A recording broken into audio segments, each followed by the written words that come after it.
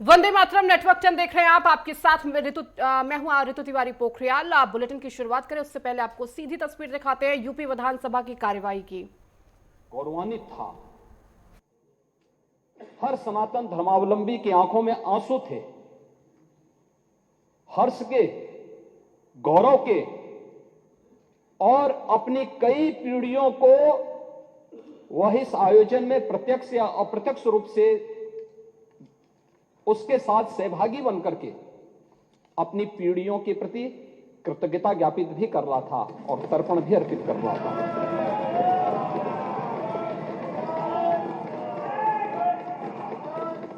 यह मेरा सौभाग्य है कि उस आयोजन में मैं प्रत्यक्ष रूप से था। वहां के वातावरण को मैं समझ सकता था।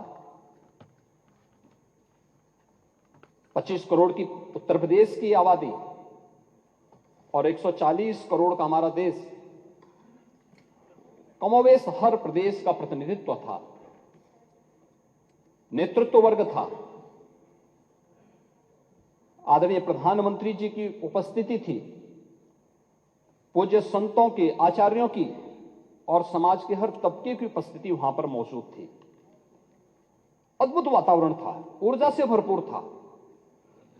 और यही उत्तर प्रदेश, जिस उत्तर प्रदेश के नौजवानों को देख करके उत्तर प्रदेश के नागरिकों के बारे में टिप्पणी होती थी, आज उस उत्तर प्रदेश जहां कोई आना नहीं चाहता था, आज देश और दुनिया का हर व्यक्ति उत्तर प्रदेश आने के लिए तैयार बैठा है।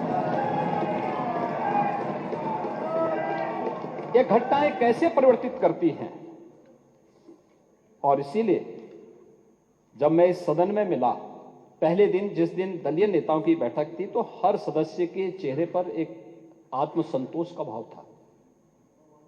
हो सकता है पार्टियां के अपने भेद हो सकते हैं, लेकिन मन में एक संतोष था कि जो हुआ है अयोध्या में अच्छा हुआ है।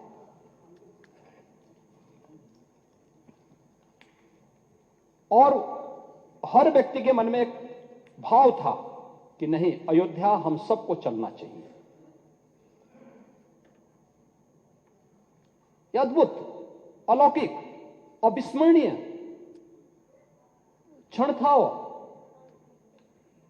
हर व्यक्ति गौरवान्वित था, गौरव की अनुभूति कर रहा था। और गौरव की अनुभूति इसलिए कर रहा था कि लगभग 500 वर्षों के एक लंबे अंतराल तक चले लंबे संघर्ष, लंबी कवायद, लंबा वाद विवाद,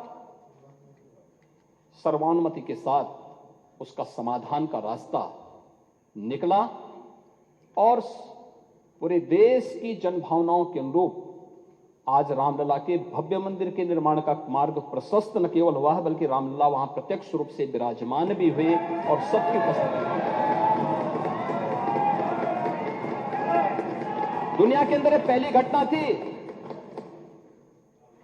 जहां प्रभु को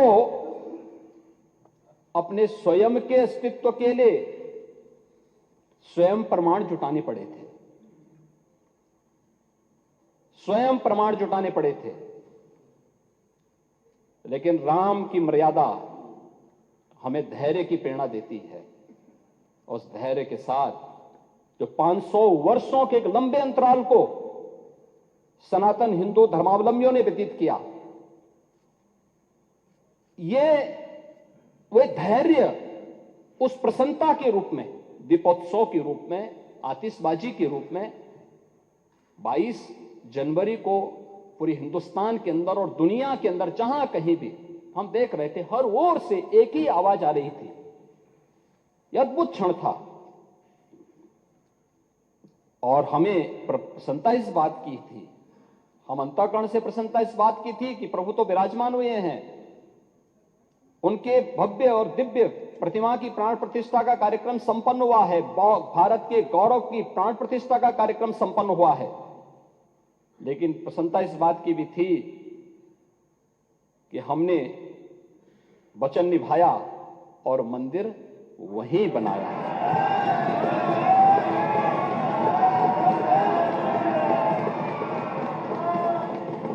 जो कहा सो किया। जो संकल्प लिया उसकी सिद्धि भी हुई। केवल बोलते नहीं हैं, करते भी हैं। और आज नव्य, भव्य और दिव्य अयोध्या को देख करके भी हर व्यक्ति अभिभूत है।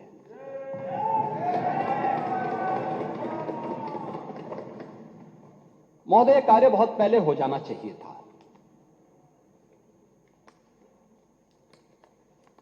हम मानते हैं मंदिर का विवाद न्यायालय में था,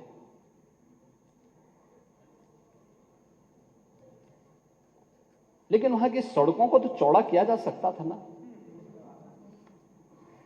वहां के घाटों का पुनरुद्धार किया जा सकता था, अयोध्या वासियों को बिजली की आपूर्ति की जा सकती थी, वहां स्वच्छता की व्यवस्था की जा सकती थी, वहां स्वास्थ्य की बेहतर सुविधाएं दी जा सकती थी, वहां एयरपोर्ट बनाया जा सकता था। विकास के इन कार्यों को किस मंशा के साथ रोका गया था? कौन सी मंशा थी कि अयोध्या का विकास ही अवरुद्ध कर दो, काशी का विकास ही अवरुद्ध कर दो, मथुरा वृंदावन के विकास को ही अवरुद्ध कर दो? महोदय, ये तो मुद्दा नियत का है।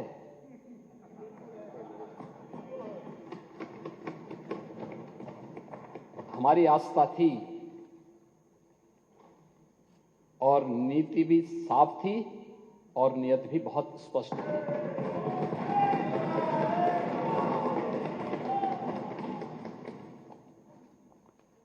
हमने बिना रुके, बिना डिगे, बिना झुके हम लोग अयोध्या भी गए, प्रदेश के हर जनपद में गए। अगर मैं अयोध्या और काशी गया हूं तो नोएडा और बिजनौर भी गया हूं। अयोध्या को इसलिए अभिषिक्त कर दिया गया था कि वोट बैंक कट जाएगा, और नोएडा और बिजनौर इसलिए लोग नहीं जाते थे कि वहां से जाने पे कुर्सी से उतर जाएंगे। हमने कहा इन चारों जगह तो जरूर जाएंगे। इसलिए भी जाएंगे कि भाई अयोध्या इसलिए जाएंगे, हमारी आस्था का स्थल है, और ये मेरा सौभाग्य है और मेरी सरकार का सौभाग्य है कि अयोध्या का भव्य दीपोत्सव जो आज राष्ट्रीय आयोजन बन चुका है, राष्ट्रीय उत्सव बन चुका है, उसको हमारी सरकार को शुरू करने का सौभाग्य प्राप्त हुआ।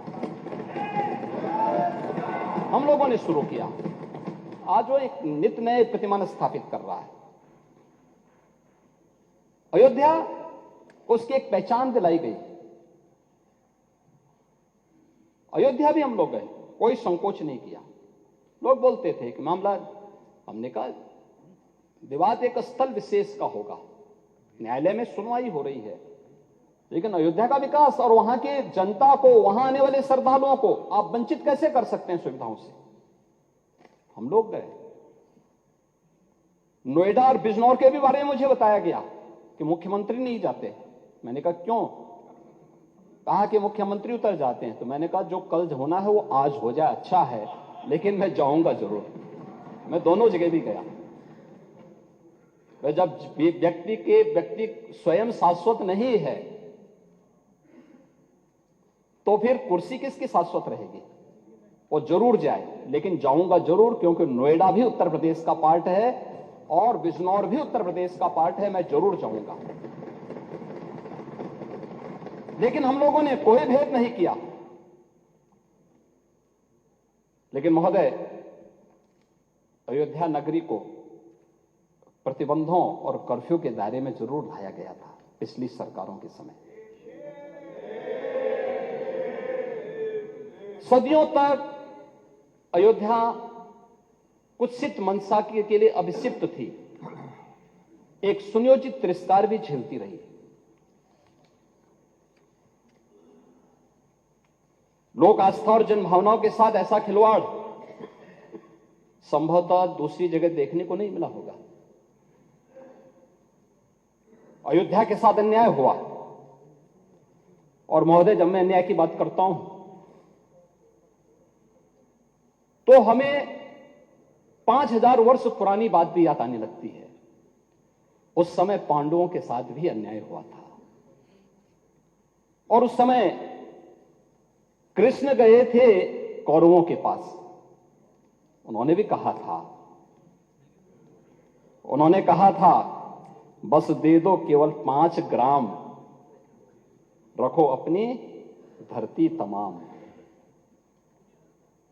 हम वही खुशी से खाएंगे, परिजन पर अस्सी न उठाएंगे। लेकिन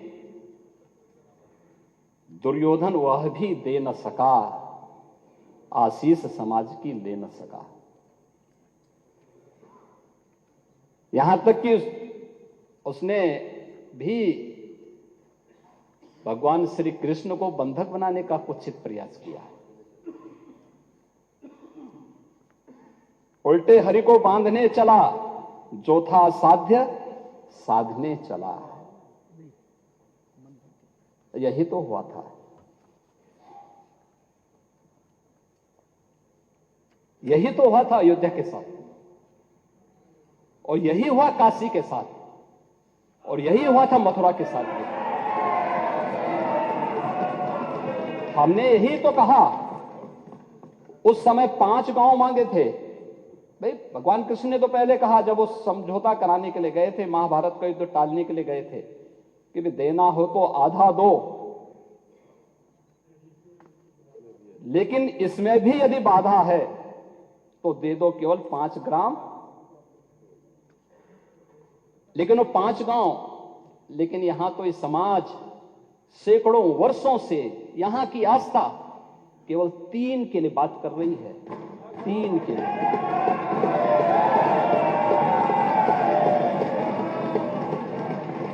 वो 3 के लिए भी इसलिए वे विशिष्ट स्थल हैं, वे सामान्य नहीं है। ईश्वर की अवतरण की धरती है, असामान्य नहीं है। वो असामान्य यानी उसको एक सामान्य स्तर पर नहीं मान सकते, लेकिन एक जिद है, और उस जिद में जब राजनीतिक उसमें तड़का पड़ने लगता है और वोट बैंक बनाने की राजनीति होने लगती है, तो वहीं से फिर विवाद की स्थिति खड़ी होने लगती है। यानी लोक आस्था, भारत के अंदर लोक आस्था का अपमान हो, बहुसंख्यक समाज गिड़गिड़ाए, ये पहली बार देखने को मिला। दुनिया देख रही है, स्वतंत्र भारत में काम पहले होना चाहिए था। 1947 में प्रारंभ होना चाहिए था, और उस आस्था के लिए बार बार गुहार लगाता रहा। हमने तो केवल 3 जगह मांगी, अन्य जगहों के बारे में कोई मुद्दा नहीं था। अयोध्या के लिए, और देखिए अयोध्या का उत्सव लोगों ने देखा तो नंदी बाबा ने भी कहा, भाई हम काहे इंतजार करें।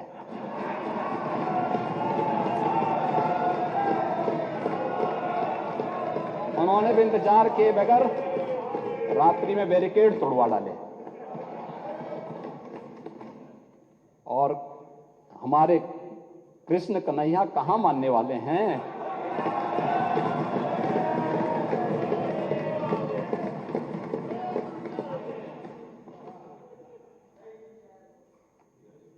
विदेशी आक्रांताओं ने केवल इस देश के अंदर धन दौलत ही नहीं लूटा था,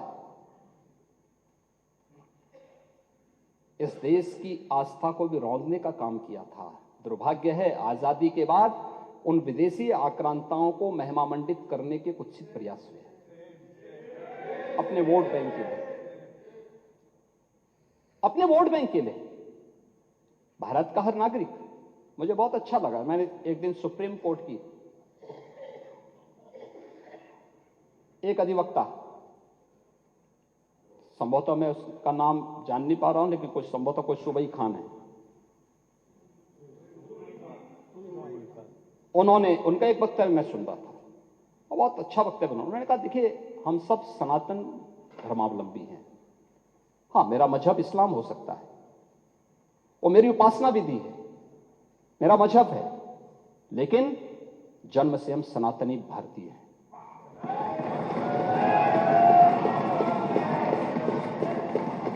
ये बोलने में संकोच क्या, लेकिन यहां तो अपनी पहचान को और भारत की पहचान को ही समाप्त किया जाता है। हम महिमा मंडन कर रहे हैं उन्हीं आक्रांताओं का जो भारत की लोक आस्था पर प्रहार करते थे, जन विश्वास को रौंदने का काम करते थे, भारत के महापुरुषों,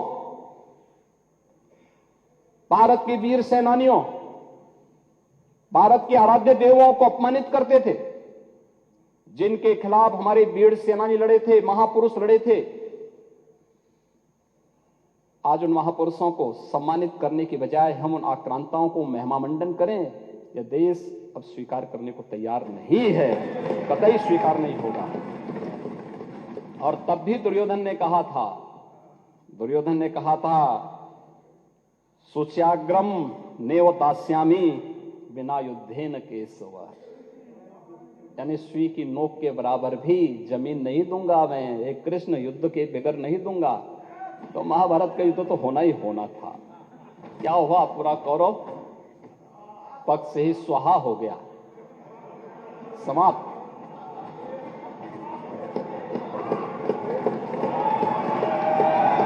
और याद करना,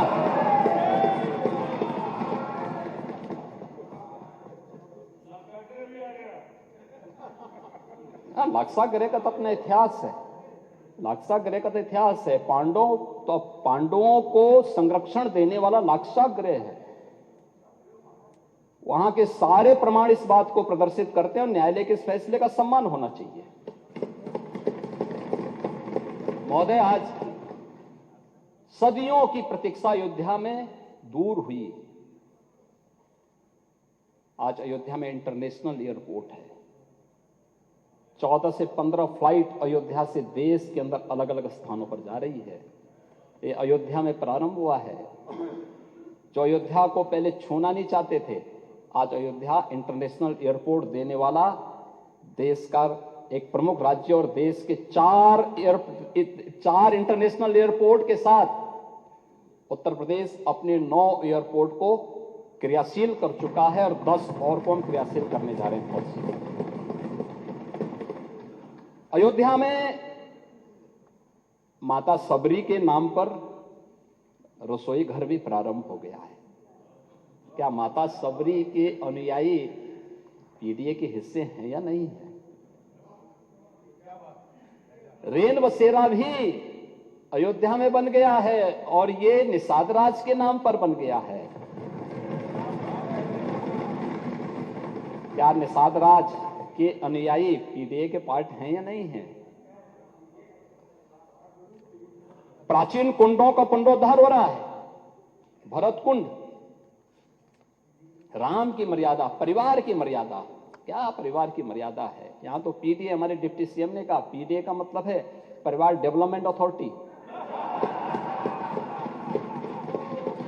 ब्रजेश जी ने अभी अपने उसमें कहा उनके पीडीए में और लोग हैं लेकिन चच्चू नहीं है। वो बेचारे हमेशा ठगे जाते हैं ऐसे। कब तक ये न्याय होगा पता नहीं। महाभारत को एक बार पढ़िए, महाभारत, हाँ एकदम।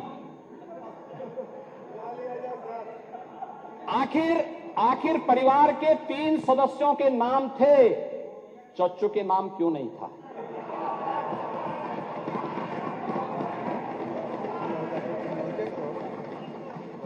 उनका भी नाम देते, वरिष्ठ नेता थे।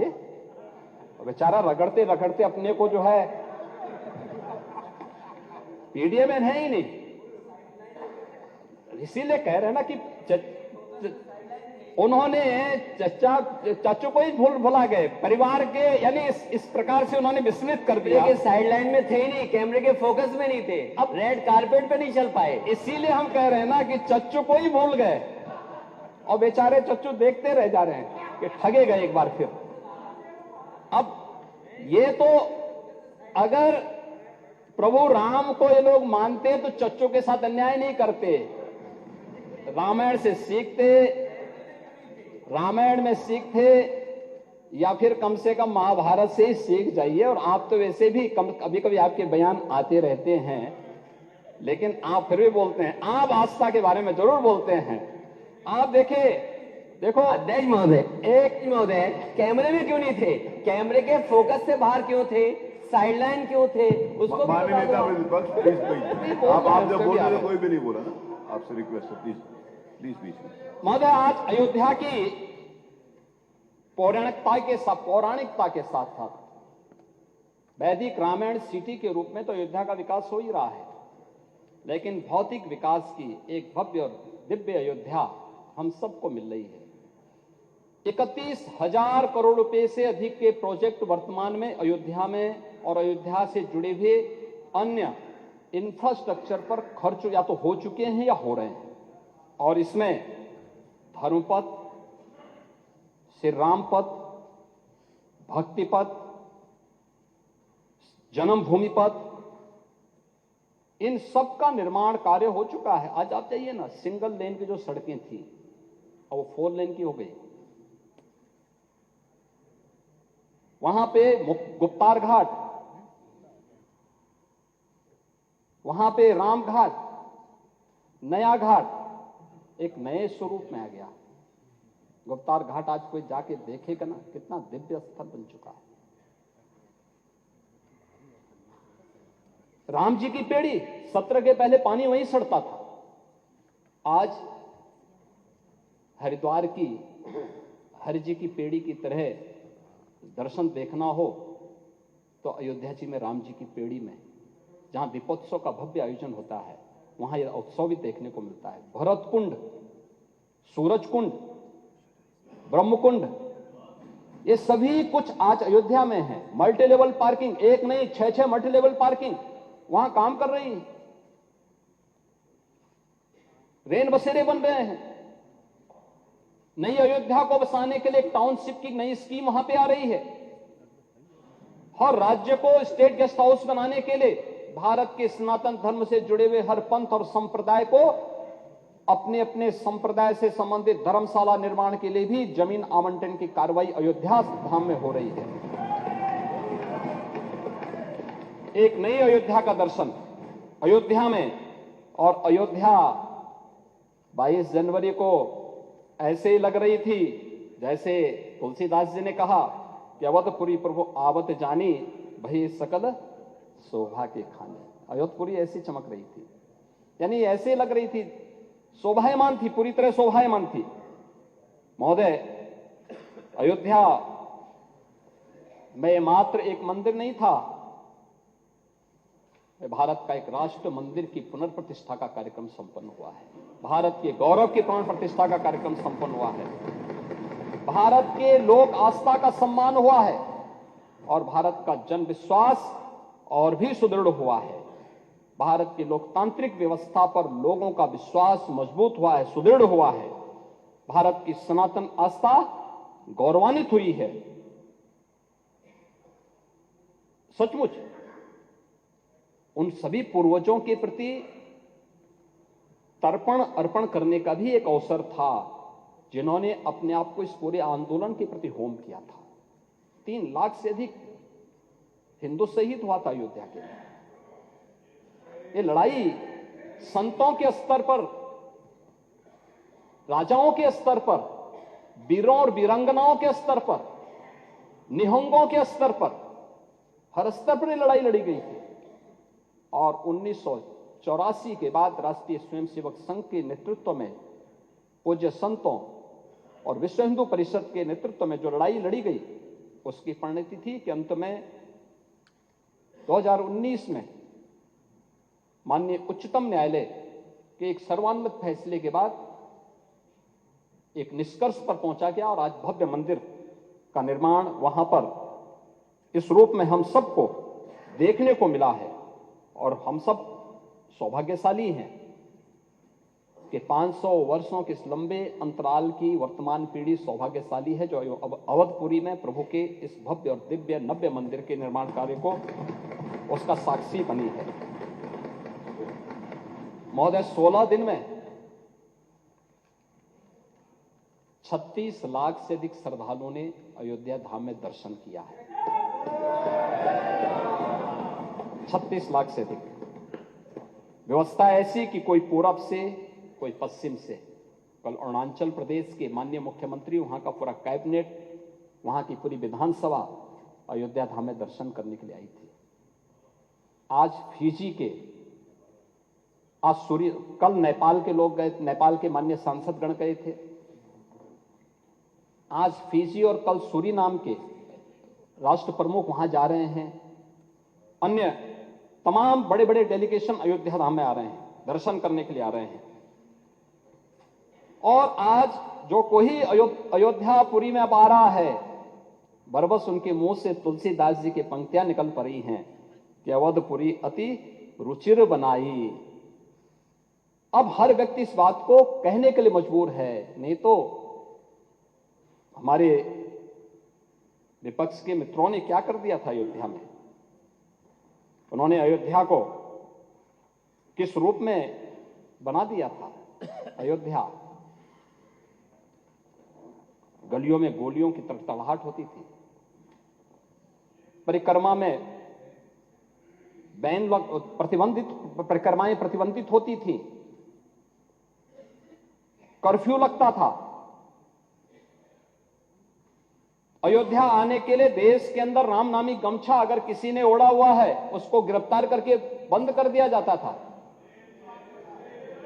यही देश ने देखा।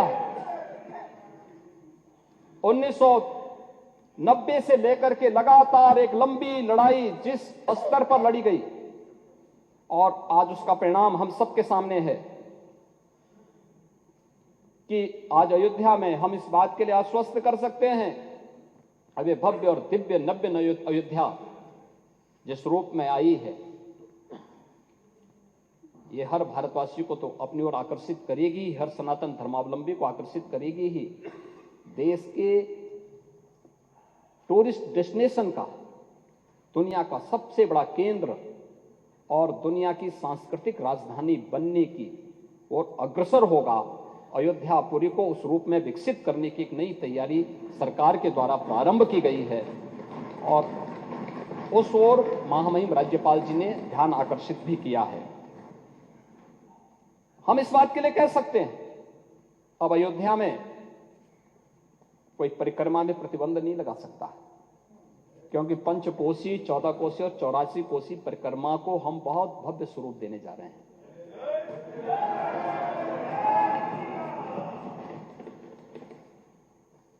महोदय, अब वहां पे कोई कर्फ्यू नहीं लगाएगा। अब तो वहां पे मंगल भवन अमंगल हारी की इस कीर्तन के साथ अयोध्या की गलियों में गूंज सुनाई देगी। अब अयोध्या, जिसका नाम अयोध्या था, सचमुच अयोध्या के रूप में जानी जाएगी, क्योंकि कुछ लोगों ने अपने निहित स्वार्थ के लिए उसको युद्ध की भूमि में बदल दिया था। लेकिन अब अयोध्या में ऐसा नहीं होगा। लेकिन हम आश्चर्यचकित थे कि जब यहां पे मेरे सहयोगी संसदीय कार्य मंत्री जी ने अयोध्या से संबंधित 500 वर्षों की इस प्रतीक्षा से संबंधित संकल्प को इस सदन में रखा था, तो संकल्प पे भी कुछ सदस्यों ने विरोध में अपना विरोध व्यक्त करने का प्रयास किया था। मौजूद पूरा देश आह्लादित हो, तब कुछ सदस्यों के द्वारा इस प्रकार का कृत्य जन भावनाओं के विपरीत है, जन आस्था के साथ खिलवाड़ है। और मैं तो यही कह सकता हूं कि जन भावनाएं तो यही कहती हैं कि जाके प्रियन राम वैदेही तजिए ताहि कोटि बैरिसम जद्यपि परम सने।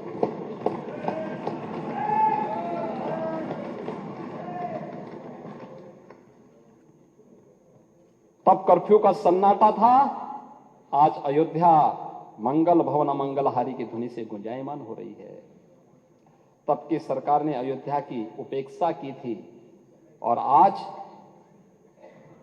हमसे पूरा भारत एक नई अपेक्षा रखता है और उस नई अपेक्षा के साथ आज अयोध्या आप सबको भी अयोध्या के लिए प्रभु के दर्शन करने के लिए आमंत्रित करती है। सभी को, पूरे सदन को, मान्य सदन को, पर वो तो सबके हैं, वो तो भक्त वत्सल हैं, सबके हैं और हम सबको वहां जाना चाहिए अयोध्या में, क्योंकि तो भारत आ रहा है, वहां पे पूरा देश आ रहा है, पूरी दुनिया आना चाहती है अयोध्या। महोदय, महामहिम राज्यपाल जी ने अपने अभिभाषण की शुरुआत ही यहां से की, लेकिन हमारे नेता प्रतिपक्ष ने एक भी शब्द उस पर नहीं बोले, एक भी शब्द नहीं बोले। आज भी उनको वोट की चिंता है, यानी राज्य की चिंता नहीं है, वोट की चिंता है, गौरव की चिंता नहीं थे प्रदेश और देश की, लेकिन वोट की चिंता जरूर है। और ये वोट बैंक की चिंता बड़ी खतरनाक व्यथा है ये, और उस व्यथा को जो महर्षि वेदव्यास ने व्यक्त की थी, उसी व्यथा की ओर मैं ध्यान आकर्षित कर रहा था। यानी वोट बैंक के लिए हम किस स्तर पर जाकर के राष्ट्रीय मुद्दों पर, जन लोक आस्था के मुद्दे पर, जन विश्वास के मुद्दे पर कैसे खिलवाड़ कर रहे हैं। अभिभाषण की शुरुआत में राज्यपाल जी के द्वारा व्यक्त किए गए शब्दों का भी हम समर्थन नहीं कर पाए, क्योंकि वह तो पार्टी लाइन से ऊपर के शब्द थे। उसके प्रति तो पूरे सदन को संवेद स्तर से उसका समर्थन करना चाहिए था, लेकिन वह नहीं हो पाया। महोदय, महामहिम राज्यपाल जी ने माघ मेले की भी चर्चा की और अभिभाषण में बात कही कि माघ मेला को हम 2025 के प्रयागराज महाकुंभ के पूर्व के रिहर्सल के रूप में देख करके उसके अनुसार रणनीति भी बना रहे हैं और सरकार सचमुच उसके अनुरूप कार्य योजना को लेकर के आगे बढ़ी है। हमारे सामने उदाहरण है, ये हमारा सौभाग्य है 2019 के प्रयागराज कुंभ को आयोजित करने का सौभाग्य हमारी सरकार को प्राप्त हुआ था और 15 जनवरी से 4 मार्च 2019 तक प्रयागराज में जो कुंभ आयोजित हुआ, पहली बार 24 करोड़ से अधिक श्रद्धालुओं ने प्रयागराज कुंभ में आकर के एक नया कीर्तिमान स्थापित किया। सुरक्षा, स्वच्छता और सुव्यवस्था का क्या मॉडल हो सकता है, ये प्रयागराज कुंभ में देखने को मिला था। प्रयागराज कुंभ दुनिया के 100 से अधिक देशों के एम्बेसडर्स वहां आए थे, हाई कमिश्नर्स वहां आए थे। इतने बड़े जमावड़े को देख करके, इतने बड़े श्रद्धालुओं के समूह को देख करके अभिभूत थे। तमाम देशों के राष्ट्राध्यक्ष आए थे। आदरणीय प्रधानमंत्री जी के मार्गदर्शन में जो वहां व्यवस्था बनाई गई थी, सबने उसकी सराहना की और मौनी अमावस्या के दिन 5 करोड़ श्रद्धालुओं ने प्रयागराज में संगम तट पर स्नान किया था। पहली बार आजादी के बाद प्रयागराज में अक्षय वट का दर्शन श्रद्धालुओं के लिए खोला गया। सरस्वती कूप के दर्शन श्रद्धालुओं ने किए। ये प्रयागराज के अंदर ये दृश्य भी हर व्यक्ति देख करके अभिभूत था और हमारी सरकार ने अभी से व्यवस्था प्रारंभ की है कि हम लोग 2025 के कुंभ को भव्य और दिव्य रूप में स्वच्छता, सुरक्षा और सुव्यवस्था के उसी मॉडल के रूप में आगे लेकर के जाएंगे जो 2019 में दिया गया था, उसी मॉडल को। क्योंकि हमारा मानना है अब अयोध्या में 19 के पहले जब प्रयागराज कुंभ, 19 में जब प्रयागराज कुंभ था, तब काशी में काशी विश्वनाथ धाम इस रूप में नहीं था, मां बिंदुवासिनी का धाम इस रूप में नहीं था, चित्रकूट इस रूप में नहीं था, अयोध्या धाम इस रूप में नहीं था, नैमिषारण्य इस रूप में नहीं था। और ये डबल इंजन सरकार का सौभाग्य है कि आज एक नई काशी के दर्शन हम काशी विश्वनाथ धाम के माध्यम से करते हैं। अब काशी, कितने लोग काशी में आ गए, बड़ी संख्या में। मैं वो भी आंकड़े आपको दूंगा कि कितना लाभ यूपी को हो रहा है। इसलिए हम लोगों का अनुमान है कि 2025 के प्रयागराज कुंभ में 19 के कुंभ की तुलना में उसके 1.5 से 2 गुना श्रद्धालु प्रयागराज में आएगा। उसके अनुसार उस प्रकार की अवस्थापना सुविधा, उस प्रकार का उसका विस्तार और ये सभी सुविधाएं हम लोग वहां पर उपलब्ध करवाएंगे और उसके लिए अभी से हमारी तैयारी चल रही है। 9 आरओबी बनाने गए हैं, नया सिविल टर्मिनल का कार्य भी वहां पर किया गया, 250 से अधिक सड़कों के चौड़ीकरण और उनके सुदृढ़ीकरण का कार्य भी संपन्न हुआ। 1,14,500 से अधिक शौचालयों का निर्माण हुआ और इस वर्ष भी मुझे बताते हुए प्रसन्नता है कि माघ मेला जो चल रहा है, पहला स्नान संक्रांति के दिन हुआ और अब तक लगभग 40 लाख श्रद्धालु संगम में स्नान कर चुके हैं इस माघ मेला के दौरान भी। महोदय, आज भारत जिस सांस्कृतिक पुनर्जागरण के एक नए दौर में प्रवेश किया है, इसमें अयोध्या का दीपोत्सव भी, ब्रज का रंगोत्सव भी, काशी की देव दीपावली भी पूरे देश के अंदर अपनी पहचान बना रही है। अयोध्या जी तीर्थ विकास परिषद, देवपाटन तीर्थ विकास परिषद, ब्रज तीर्थ विकास परिषद, विंध्यधाम तीर्थ विकास परिषद, सुख तीर्थ विकास परिषद, चित्रकूट धाम तीर्थ विकास परिषद, नेमिष धाम तीर्थ विकास परिषद, ये सभी गठित करके इन सभी धार्मिक और आध्यात्मिक केंद्रों के सुनियोजित विकास को, उनके भौतिक, उनके आध्यात्मिक, उनके धार्मिक विकास को एक व्यवस्थित तरीके से आगे बढ़ाने का कार्य सरकार कर रही है। काशी विश्वनाथ धाम कॉरिडोर का निर्माण कार्य पूरा हो चुका है। मां अन्नपूर्णा की प्रतिमा 100 वर्ष के बाद फिर से काशी विश्वनाथ धाम में वहां पर पुनर्स्थापित हो चुकी है। सोकर क्षेत्र के विकास आदि के कार्य भी सरकार ने प्रारंभ किए हैं। कहीं रामायण पथ का काम, कहीं बौद्ध परिपथ का कार्य, आध्यात्मिक परिपथ का कार्य, शक्ति परिपथ का कार्य और ब्रज परिपथ का, बुंदेलखंड परिपथ और महाभारत परिपथ के कार्य को भी उत्तर प्रदेश का पोटेंशियल है, इन सब पर सरकार व्यवस्थित तरीके से कार्य कर रही है। और इसका परिणाम क्या है कि पिछले वर्ष 6 करोड़ यानी लगभग 6.5 करोड़ श्रद्धालु अकेले काशी विश्वनाथ धाम का दर्शन किया है गत वर्ष अकेले काशी में। मथुरा वृंदावन में 6 करोड़ से अधिक लोगों ने दर्शन किया। नैमिषारण्य में 10 लाख श्रद्धालु आए और सरकार के जो अन्य फोकस सेक्टर रहे हैं, बुंदेलखंड में 2 करोड़ 55 लाख श्रद्धालुओं ने, बुद्धिस्ट सर्किट में लगभग 30 लाख टूरिस्ट ने और सुख तीर्थ में भी लगभग 10 लाख श्रद्धालु अलग अलग समय में आकर के उन्होंने वहां की बदलते हुए नए प्रवेश में अपने आप को सुरक्षित भी और नए भारत के एक नए उत्तर प्रदेश में उन्होंने कुछ नया अनुभव किया है।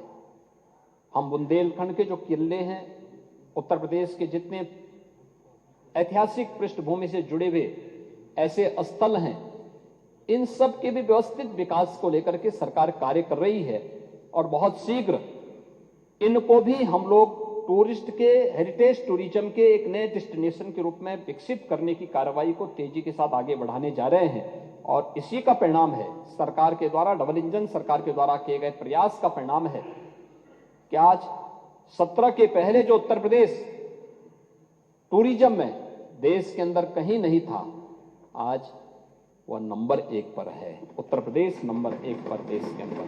केवल टूरिज्म का विकास नहीं है, लाखों लोगों के लिए, लाखों नौजवानों के लिए एक नौकरी और रोजगार की संभावनाओं को विकसित करने वाला क्षेत्र सर्विस सेक्टर है।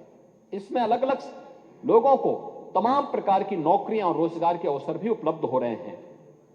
उत्तर प्रदेश की इकोनॉमी में इसके माध्यम से बढ़ोतरी हो रही है और उत्तर प्रदेश ने जिस इस कार्य को आगे बढ़ाने का काम किया है, आज उसी का परिणाम है कि उत्तर प्रदेश ने जो सुशासन के लक्ष्यों को प्राप्त करने का प्रयास किया है, अभिभाषण में उसका भी उल्लेख महामहिम राज्यपाल जी ने किया है।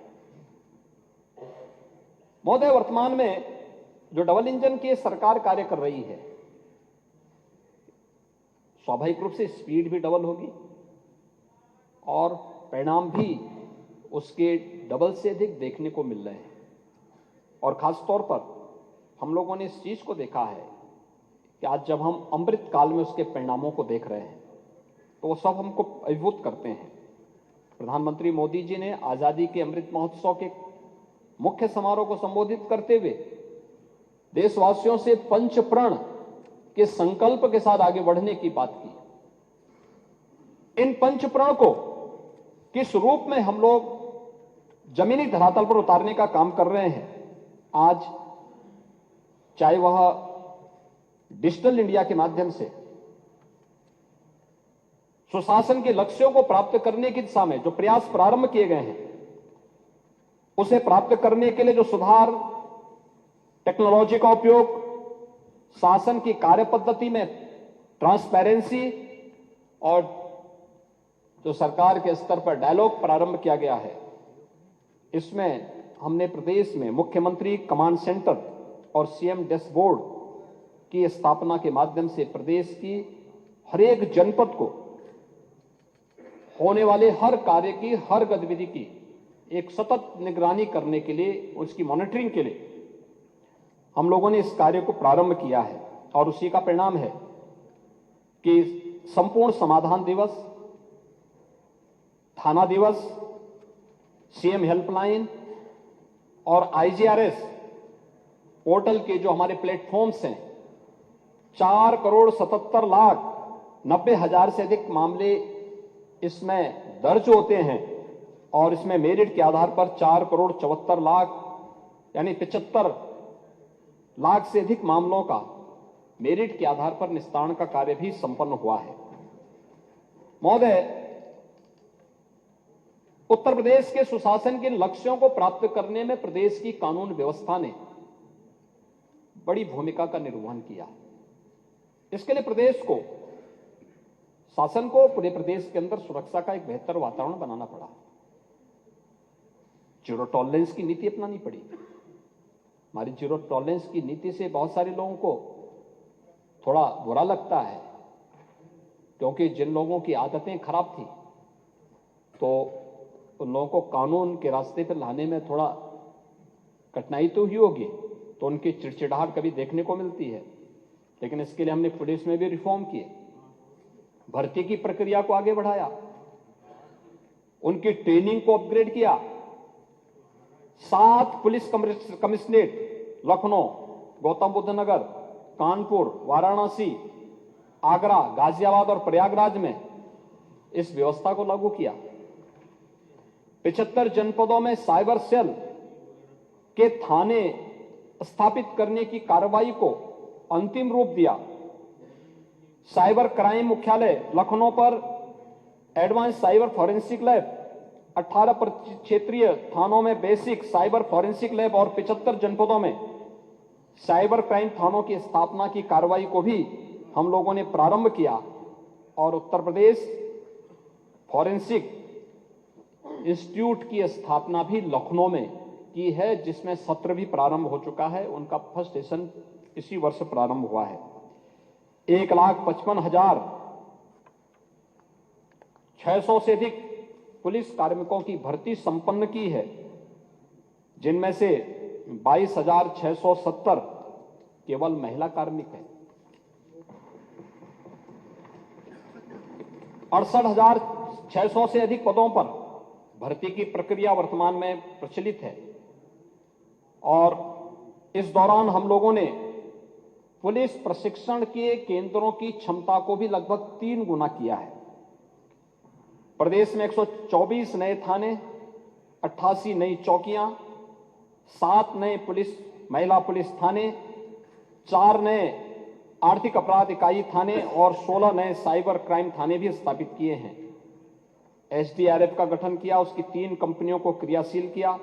3 अतिरिक्त कंपनियों को सृजन की प्रक्रिया के साथ जोड़ा गया है।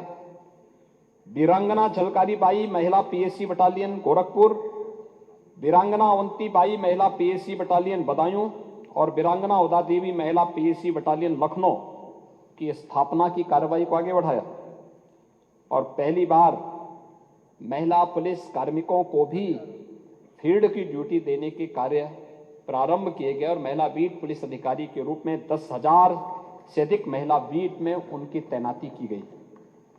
एंटी नारकोटिक्स टास्क फोर्स का गठन भी प्रदेश के अंदर किया गया। इसके साथ साथ प्रदेश ने महत्वपूर्ण प्रतिष्ठानों की सुरक्षा के लिए स्पेशल सिक्योरिटी फोर्स का गठन किया। स्पेशल सिक्योरिटी फोर्स एसएसएफ ही अयोध्या धाम में भगवान राम के भव्य और दिव्य मंदिर की सुरक्षा में लगाई गई है। एसएसएफ उत्तर प्रदेश एसएसएफ, जिसकी ट्रेनिंग आधुनिक पद्धति से कराई गई है और उसके कमांडो ही वहां सुरक्षा में तैनात हैं। देवबंद, सहारनपुर में, बहराइच, अलीगढ़, कानपुर सहित अन्य जनपदों में एटीएस की नई फील्ड यूनिट का गठन भी किया गया है। और प्रदेश में आज जब हम लोग प्रदेश की कानून व्यवस्था और सुरक्षा के माहौल को देखते हैं तो देश के अंदर स्वाभाविक रूप से इसको एक मॉडल के रूप में माना जाता है। एनसीआरबी के आंकड़े जो बताते हैं 2016 के सापेक्ष 2023 में अगर आप देखेंगे तो डकैती के मामलों में लगभग 87% कमी आई है, लूट के मामलों में लगभग 76% कमी आई है, हत्या के मामले में 43% कमी आई है, बलवा के मामले में 64%, फिरौती और अपहरण के मामलों में 72% और दुष्कर्म के मामलों में 46% की कमी देखने को मिली है।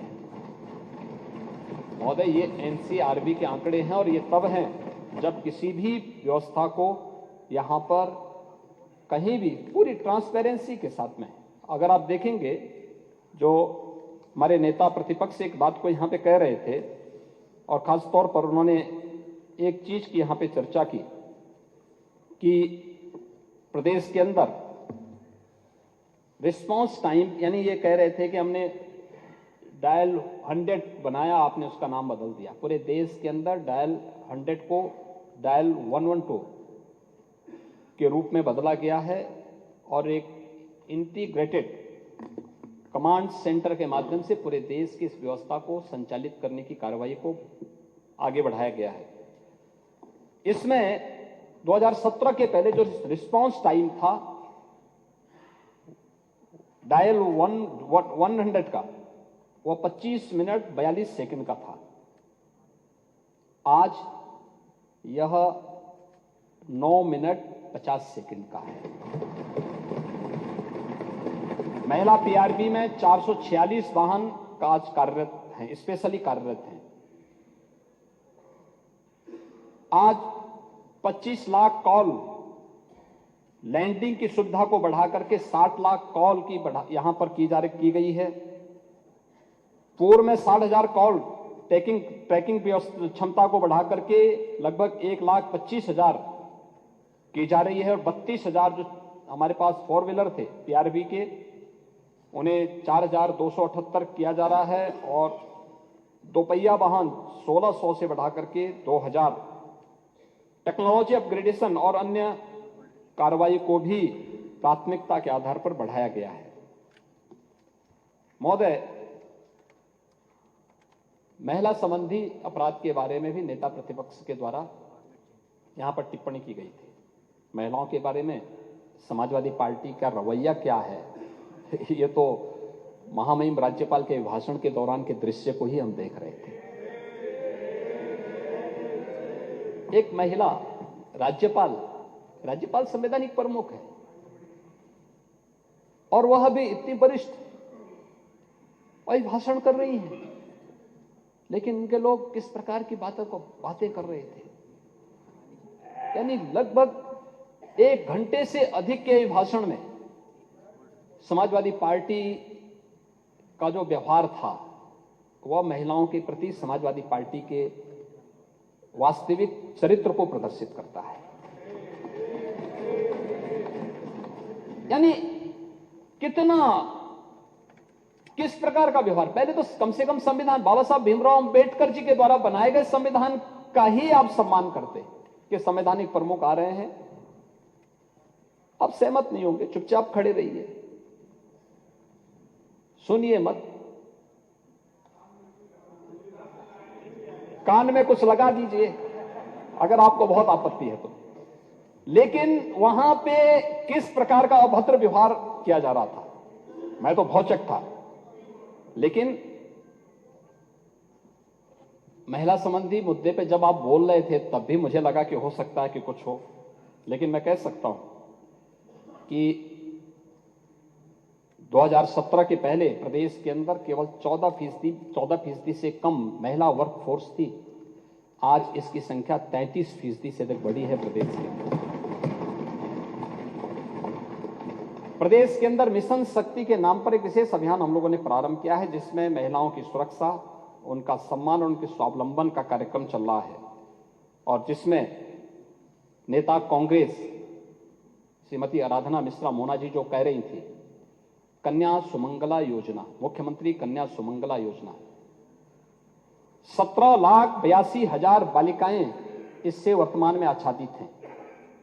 और उन बालिकाओं को एक निश्चित व्यवस्था के अंतर्गत हम लोग यहां पे बालिका को कोई बोझ न माने, बल्कि कन्या लक्ष्मी के रूप में हर घर में पूजी जा सके, सम्मान प्राप्त कर सके, इसलिए बेटी के जन्म लेते ही उसके अकाउंट में पैसा आ जाए। मुख्यमंत्री कन्या सुमंगला योजना इस व्यवस्था के साथ, और अब 15,000 से इस राशि को बढ़ा के 25,000 कर दिया गया है।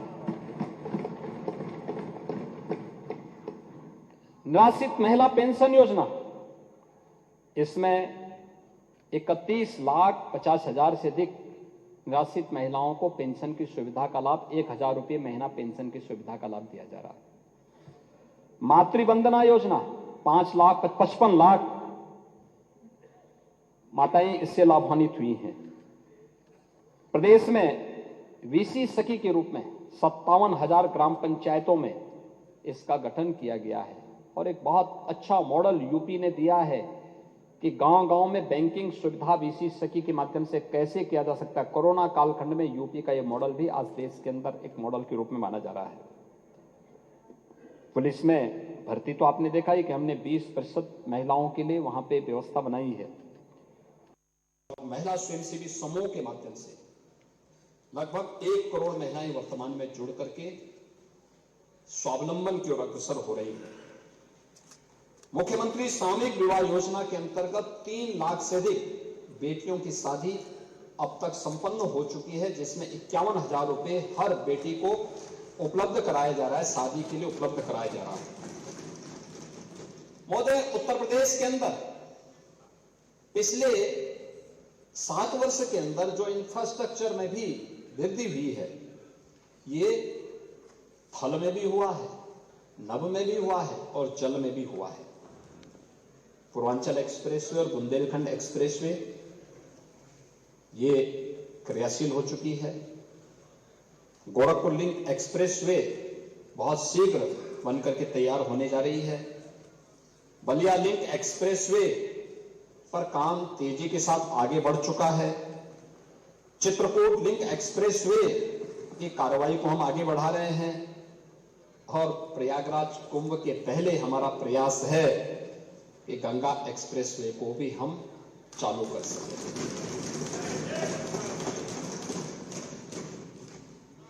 आज महोदय, नेता प्रतिपक्ष इस बात को कह रहे थे कि एक्सप्रेसवे में Lucknow Kanpur greenfield expressway, elevated जो एक्सप्रेसवे है, ये भारत सरकार के सहयोग से बन रही है। इसके अलावा बलिया लिंक एक्सप्रेसवे, ये भारत सरकार के सहयोग से प्राप्त बन रही है। प्रदेश के अंदर जो विभिन्न जनपदों में हम लोगों ने इस कार्य को आगे बढ़ाने का काम किया है,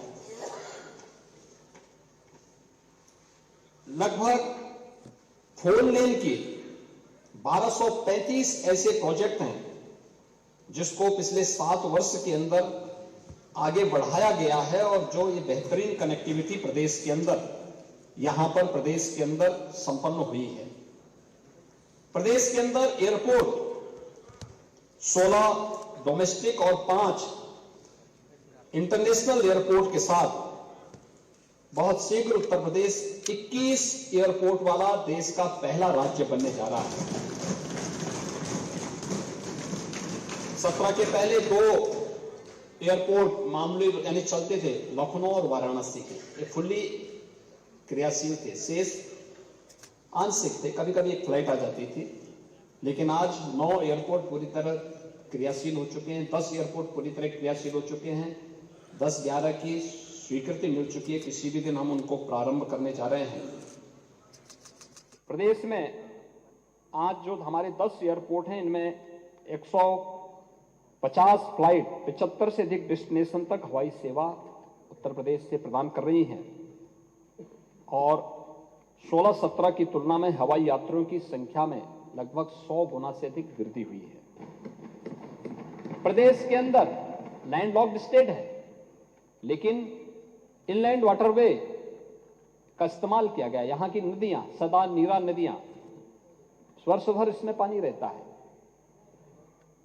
उनको चैनलाइज करते हुए, डिसिल्टिंग करते हुए इनलैंड वाटरवे की कार्रवाई आगे बढ़ रही है। इसमें वाराणसी में मल्टी मॉडल टर्मिनल का निर्माण कार्य पूरा किया जा चुका है और अन्य जगहों पर भी हम इस कार्य को कर रहे हैं और प्रदेश में इनलैंड वाटरवे अथॉरिटी का गठन प्रदेश सरकार पूर्ण कर चुकी है और इसको हम आगे बढ़ा रहे हैं।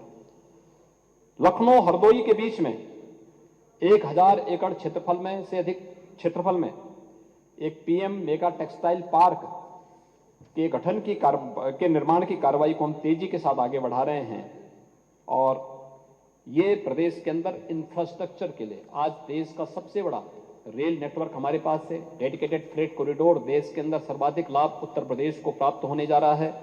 ये सभी कार्य उत्तर प्रदेश आज दिशा में आगे बढ़ रहा है। उत्तर प्रदेश अब बिजनेस हब और निवेश का एक ड्रीम डेस्टिनेशन भी बन चुका है। महोदय, अगर कानून व्यवस्था अच्छी हो, सरकार की नीयत साफ हो, ट्रांसपेरेंट पॉलिसी हो, तो हर व्यक्ति आना चाहता है। देश और दुनिया आपकी ओर आना चाहेगी और आज उसी का परिणाम है कि जब हम लोगों ने ग्लोबल इन्वेस्टर समिट 2023 आयोजित किया था, लगभग 40 लाख करोड़ रुपए के निवेश प्रस्ताव प्राप्त हुए थे और मैं नेता प्रतिपक्ष को और दलीय जितने भी हमारे नेता विरोधी पक्ष में अलग अलग हैं, सभी सहयोगी दलों से मैं कहूंगा 19 फरवरी को, इसी 19 फरवरी को आदरणीय प्रधानमंत्री जी के कर कमलों से इनमें से 10 लाख करोड़ रुपए से अधिक के निवेश प्रस्ताव को ग्राउंड ब्रेकिंग हम लोग कराने जा रहे हैं, इसी लखनऊ में आयोजन करने जा रहे हैं। ये 10 लाख करोड़ रुपए के निवेश के प्रस्ताव उत्तर प्रदेश में पहली बार उनका भूमि पूजन का कार्यक्रम संपन्न होगा और पिछली उस समय रिपोर्ट भी आपके सामने हम लोग पढ़ेंगे कि पिछले निवेश से कितने नौकरियां लगी हैं, कितने नए रोजगार के सृजन हुए हैं और उत्तर प्रदेश में इसका क्या असर पड़ा है। ये आपने अगर संभवतः इकोनॉमिक टाइम्स की ये रिपोर्ट 3 फरवरी की पढ़ी होती, जिसमें उन्होंने तमिलनाडु के तिरुपुर जिले की में की एक बात लिखी थी, पढ़ी होगी ना, जिसमें उन्होंने इस बात को कहा था कि वहां पे उत्तर प्रदेश के 2 लाख से अधिक लोग काम करते थे और पिछले 7 वर्ष के अंदर उत्तर प्रदेश के अंदर निवेश का जो माहौल बना, जो नए उद्योग आए, आज उनमें से 60,000 से अधिक लोग वापस यूपी में जा चुके हैं, जिनको यूपी में ही काम मिल चुका है। ये नया उत्तर प्रदेश है और इस नए उत्तर प्रदेश की इस गाथा को आपको भी स्वीकार करना चाहिए और इसमें आप यहाँ के सीएम रहे हैं, वो ठीक है, भविष्य के तो उसमें सभी लोगों ने प्रश्न आप पे खड़ा कर दिया है। जब चाचा ही आप पे आशीर्वाद नहीं बरसा रहे हैं तो औरों का आशीर्वाद क्या मिल पाएगा। लेकिन कम से कम आपको इस बात पर गौरव की अनुभूति होनी चाहिए कि जिस उत्तर प्रदेश ने आपको मुख्यमंत्री के रूप में स्वीकार किया था कभी, आज उत्तर प्रदेश प्रगति कर रहा है, तो आपको तो खुश होना चाहिए, हर व्यक्ति को खुश होना चाहिए। हाँ? नहीं, चाचा तो चाचा तो आज भी साथ में है।